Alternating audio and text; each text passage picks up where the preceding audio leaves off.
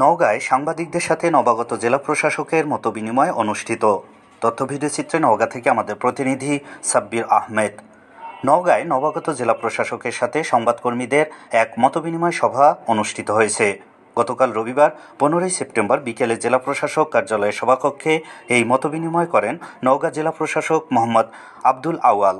এ সময় অতিরিক্ত জেলা প্রশাসক রাজস্ব সোহেল রানা, অতিরিক্ত জেলা প্রশাসক শিক্ষা ও আইসিটি বিনোদিনী রায়সহ জেলায় কর্মরত বিভিন্ন প্রিন্ট, ইলেকট্রনিক ও অনলাইন মিডিয়া কর্মরত সংবাদকর্মীরা উপস্থিত ছিলেন।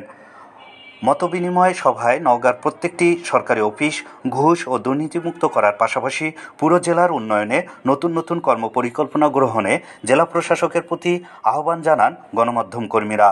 এ সময় নওগাঁর জেলাবাসীকে সর্বোচ্চ সেবা দিতে সবসময় চেষ্টা করবেন জানিয়ে নবাগত জেলা প্রশাসক ডিসি মোহাম্মদ আব্দুল আউয়াল রিপোর্টার বাংলা টিভিকে বলেন, নওগাঁ জেলায় যতদিন থাকি চেষ্টা করব সর্বোচ্চ সেবা দিতে। জনগণের সেবা দেওয়ার জন্যই সরকার আমাকে পাঠিয়েছে নওগাঁ জেলায়।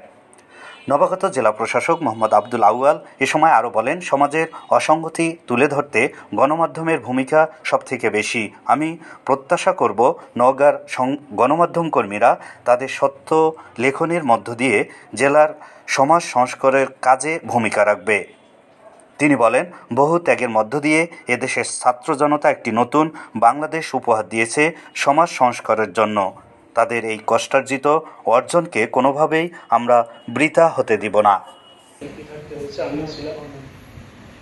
আমরা ডিজিটাল সত্যিকার অর্থে আজকে আমার প্রথম ওয়ার্কিং ডে, এবং যেহেতু আপনাদের গুরুত্ব এবং অপরিহার্যতা বিবেচিত করে আমি প্রথমেই আপনাদের সাথে দেখা করছি। আমার কিন্তু এখনো সিভিল সোসাইটি কারোর সঙ্গে দেখা হয়নি। শুধুমাত্র এর আগে জেলা উন্নয়ন সমন্বয় কমিটির সভা, এটা তো হচ্ছে শিডিউল করা থাকে, সারা বাংলাদেশে একদিনেই হয়, জেলাতে একদিনে একই সময় হয়।